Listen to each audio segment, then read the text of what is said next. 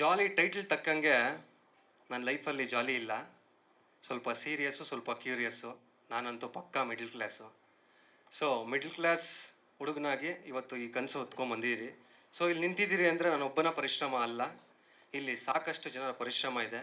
ಒಬ್ಬ ವ್ಯಕ್ತಿ ಒಂದು ಸಿನಿಮಾ ಮಾಡ್ಬೋದು, ಆದರೆ ಅದನ್ನು ಗೆಲ್ಸ್ಕೊಳ್ಳೋದಕ್ಕೆ ನೂರಾರು ಜನ ಶಕ್ತಿ ಬೇಕು. ಆ ಶಕ್ತಿಯೇ ನಮ್ಮ ತಂಡ ಅಂತ ನಾನು ಹೇಳ್ತಾ, ಹಾಗೆಯೇ ನಿಮ್ಮ ಮಾಧ್ಯಮ ಮಿತ್ರರು ಮತ್ತು ಕರ್ನಾಟಕ ಜನತೆ ಅಂತ ಭಾವಿಸಿದ್ದೀನಿ. ನಂತರ ಸತತ 12 ವರ್ಷ ಜರ್ನಿ ಇಲ್ಲಿಗೆ ಬರಬೇಕು ಅಂದರೆ ಒಂದು ಸಾಕಷ್ಟು ವಿಷಯಗಳನ್ನ ಕೇಳಿದ್ದೆ. ಏನಂತ ಅಂದರೆ ಅಂದರೆ ಆ ಜರ್ನಿಯಲ್ಲಿ ಕಿರುಚಿತ್ರಗಳು ಮಾಡ್ತಾ, ಸಣ್ಣ ಪುಟ್ಟ ಪಾತ್ರಗಳನ್ನ ಮಾಡ್ತಾ, ನಾಟಕಗಳು ಮಾಡ್ತಾ ಬರ್ತಾ ಇರ್ಬೇಕಾದ್ರೆ ಒಂದಷ್ಟು ಕಿವಿ ಮಾತುಗಳು ಕೇಳಿದ್ದೆ. ಏನಂತ ಅಂದರೆ, ಇದೆಲ್ಲ ಆಗುತ್ತಾ, ಇದೆಲ್ಲ ಆಗಲ್ಲ, ನಿನಗೆ ಬಿಟ್ಬಿಡು, ಯಾಕಂದರೆ ನೀನು ಒಂದು ಏನು ಬಜೆಟ್ ಇದೆಯಾ, ಬ್ಯಾಕ್ಗ್ರೌಂಡ್ ಇದೆಯಾ, ದುಡ್ಡಿಲ್ಲ, ಏನಕ್ಕೆ ಬೇಕು ಇವೆಲ್ಲ, ಸೊ ನೀನು ಸಾಧಾರಣ ಒಂದು ರಿಸರ್ವ್ ಕಾನ್ಸ್ಟೇಬಲ್ ಮಗ, ನೀನು ಇದೆಲ್ಲ ಆಗಲ್ಲ, ಬಿಟ್ಬಿಡು ಅಂತ ಹೇಳಿದಾಗ ನನಗೊಂದು ಥಾಟ್ ನೆನಪಾಗ್ತಿತ್ತು. ಒಂದು ಬೀಜ ಮಣ್ಣಲ್ಲಿ ಬಿದ್ದಾಗ ಅದು ಕೊಳ್ತೋಯ್ತು ಅನ್ಕೋತಾರೆ, ಆದರೆ ಅದು ಬೇರು ಬಿಡ್ತಾ ಬೆಳೀತಾ ಇರುತ್ತೆ. ಇವತ್ತು ಅದು ಬೇರಿಂದ ಚಿಗುರಾಗಿ ಜಾಲಿ ಚಿತ್ರದ ಮೂಲಕ ಚಂದನವನಕ್ಕೆ ಅಂಬೆಗಾಲಿಡ್ತಾ ಇದೆ. ಸೊ ಪ್ರತಿಯೊಬ್ಬ ಪ್ರೇಕ್ಷಕರಲ್ಲಿ, ಕನ್ನಡ ಕಲಾಭಿಮಾನಿಗಳಲ್ಲಿ ನಾನು ಕೇಳ್ಕೊಳ್ಳೋದೊಂದೇ, ಅಂಬೆಗಾಲಿಡ್ತಾ ಇರೋ ತಾರುಷ್ನ ಕೈ ಹಿಡಿದು ನಿಮ್ಮ ಪ್ರೀತಿ ಪ್ರೋತ್ಸಾಹದಿಂದ ಬೆಳೆಸಿ ಅಂತ ಕೇಳ್ಕೊತೀನಿ.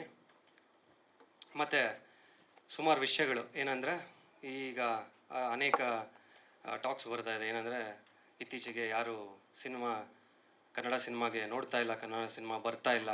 ಹೌದು, ಯಾಕೆ ಅಂದರೆ ನೀವು ನೋಡ್ತಿರ್ಬೋದು, ಹೊರ ರಾಜ್ಯಗಳಲ್ಲಿ ಸಿನಿಮಾ ಕಲ್ಚರ್ ಅನ್ನೋದು ಇದೆ, ಹಾಗಾಗಿ ಸಿನಿಮಾ ಇನ್ನೂ ಅಲ್ಲಿ ಜೀವಂತವಾಗಿ ಉಳಿದಿದೆ. ಸೊ ನಮ್ಮಲ್ಲಿ ನಾನು ಎಲ್ಲ ಪ್ರೇಕ್ಷಕರಲ್ಲಿ ಒಂದು ಮನವಿ ಮಾಡೋದೇನಂತ ಅಂದರೆ, ಸಿನಿಮಾ ಥಿಯೇಟರ್ಸ್ಗೆ ಬಂದು ತಮ್ಮ ಕುಟುಂಬ ಸಮೇತರಾಗಿ ತಿಂಗಳಿಗೆ 1 ಅಥವಾ 2 ಸಿನಿಮಾ, ಹೌದು ನಮ್ಮಲ್ಲೂ ತಪ್ಪುಗಳಿರುತ್ತೆ, ಇದು ಒಂದು ಉದ್ಯಮ, ಏಳು ಬೀಳುಗಳು ಇದ್ದೇ ಇರುತ್ತೆ. ಸೊ ಇವಾಗ ಒಂದೆರಡು ಬ್ಯಾಕ್ ಟು ಬ್ಯಾಕ್ ಒಂದು ಕೆಟ್ಟ ಸಿನಿಮಾಗಳು ಬಂದಿರ್ಬೋದು, ಬಟ್ ಮತ್ತೆ ಎದೊಳೋದಕ್ಕೆ ಪ್ರೇಕ್ಷಕರಾಗಿ ನೀವೇ ಸಪೋರ್ಟ್ ಮಾಡಬೇಕು. ತಿಂಗಳಿಗೆ 1 ಸಿನಿಮಾ ನೋಡಿದಾಗ 10ರಲ್ಲಿ 1 ಅಥವಾ 2 ಸಿನಿಮಾ ನಿಮಗೆ ವರ್ಷದಲ್ಲಿ ನೀವು ಒಳ್ಳೆ ಸಿನಿಮಾ ನೋಡ್ತೀರಾ.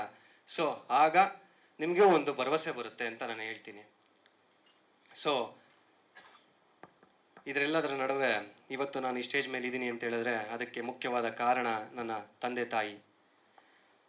ಅಂದರೆ ಅವರು ಪ್ರೋತ್ಸಾಹ ಇಲ್ಲ ಅಂದಿದ್ರೆ ನಾನು ಇವತ್ತು ಇಲ್ಲಿಗೆ ಬರ್ತಾ ಇರಲಿಲ್ಲ. ಯಾಕಂದರೆ ಸಾಲ ಸೋಲ ಮಾಡಿ ಇಂಜಿನಿಯರ್ ಮಾಡಿದ್ರು.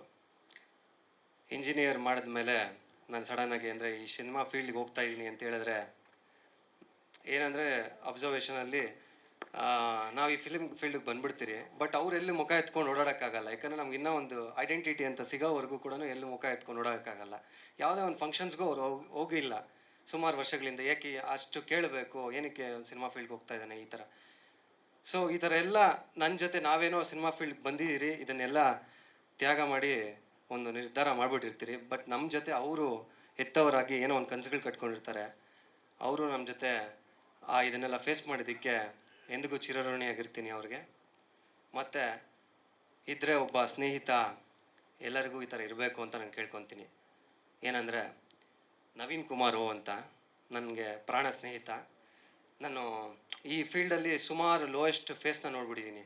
ಏನಂದರೆ ಒಂದು ಐಡೆಂಟಿಟಿ ಸಿಗೋವರೆಗೂ ಕೂಡ ಎಲ್ಲೂ ಖುಷಿ ಟರ್ಮ್ಸ್ ಜಾಸ್ತಿ ಸಿಗೋದು ಕಡಿಮೆನೇ, ಬಟ್ ಅಷ್ಟು ಲೋಯೆಸ್ಟ್ ಫೇಸಲ್ಲಿ ನಾನು ಬ್ಯಾಕ್ ಬೋನಾಗಿ ಸಪೋರ್ಟಾಗಿ ನಿಂತಿದ್ದು ಆ ವ್ಯಕ್ತಿ. ಸೊ ನಾನು ಬೆಳ್ಳಿ ಪರದೆ ಮೇಲೆ ಬಂದಾಗ ಒಂದು ಸಿನಿಮಾದಲ್ಲಿ ನನಗಿಂತ ಹೆಚ್ಚು ಖುಷಿ ಪಟ್ಟಿದ್ದು ವ್ಯಕ್ತಿ ಆತ. ಸೊ ಈ ಥರ ಪ್ರತಿಯೊಂದರಲ್ಲೂ ಒಬ್ಬರಿಗೆ ಫ್ರೆಂಡ್ ಇಲ್ಲ ಯಾವುದೋ ಒಂದು ಮಾದರಿಯಾಗಿ ನಿಂತರೆ ಅದು ತುಂಬ ಸ್ಟ್ರಾಂಗ್ ಆಗಿರುತ್ತೆ.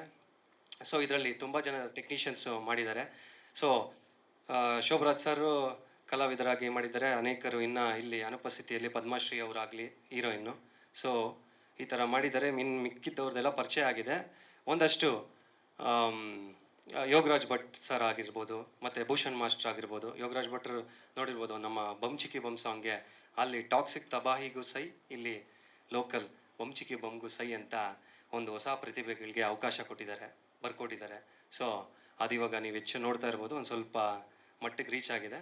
ಸೊ ಥ್ಯಾಂಕ್ ಯು ಅಂತ ಹೇಳ್ತಾ ಸರ್ಗೆ, ಮತ್ತು ಭೂಷಣ್ ಮಾಸ್ಟ್ರಿಗೂ ಥ್ಯಾಂಕ್ ಯು ಅಂತ ಹೇಳ್ತಾ ಅನೇಕರು, ಇನ್ನು ರಾಮ್ ಮಾಸ್ಟರ್ ಆಗಿರ್ಬೋದು, ಮತ್ತು ಸತೀಶ್ ಸರ್ ಆಗಿರ್ಬೋದು, ಆರ್ಟ್ ಡಿಪಾರ್ಟ್ಮೆಂಟಲ್ಲಿ ಚಂದನ್, ಸಾಕಷ್ಟು ಇನ್ನು ಎಷ್ಟೊಂದು ಜನರದ್ದು ಹೇಳೋದಿದೆ.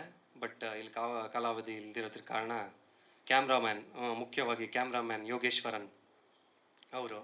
ಸೊ ನೀವು ಫ್ರೇಮ್ ಟು ಫ್ರೇಮ್ ನೋಡ್ತಾ ಇರ್ಬೋದು, ನನ್ನ ಸ್ನೇಹಿತ ಅವರು ಅಷ್ಟೇ ತುಂಬ ಕಡಿಮೆ ಬಜೆಟ್ಗೆ ಬಂದು ಮಾಡಿಕೊಟ್ಟಿರೋದವರು.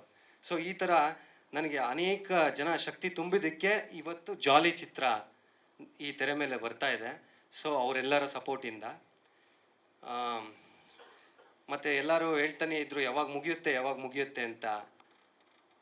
ಅವರೆಲ್ಲರಿಗೂ ಉತ್ತರ ಇದೇ ಜುಲೈ 31.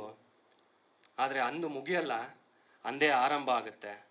ಸೊ ಎಲ್ಲರೂ ಮಗದೊಮ್ಮೆ ನಾನು ಕರ್ನಾಟಕದ ಜನತೆಗೆ ಕೇಳ್ಕೊಳ್ಳೋದು, ನಿಮ್ಮ ಪ್ರೀತಿಯ ಪ್ರೋತ್ಸಾಹ ಈ ತಾರುಷ್ ಮತ್ತು ನಮ್ಮ ಎಲ್ಲ ತಂಡದ ಮೇಲೂ, ಅಂದರೆ ಹೊಸ ಕಲಾವಿದರಿಗೆ ನಿಮ್ಮ ಪ್ರೀತಿ ಪ್ರೋತ್ಸಾಹ ತುಂಬ ಅವಶ್ಯಕತೆ ಇದೆ.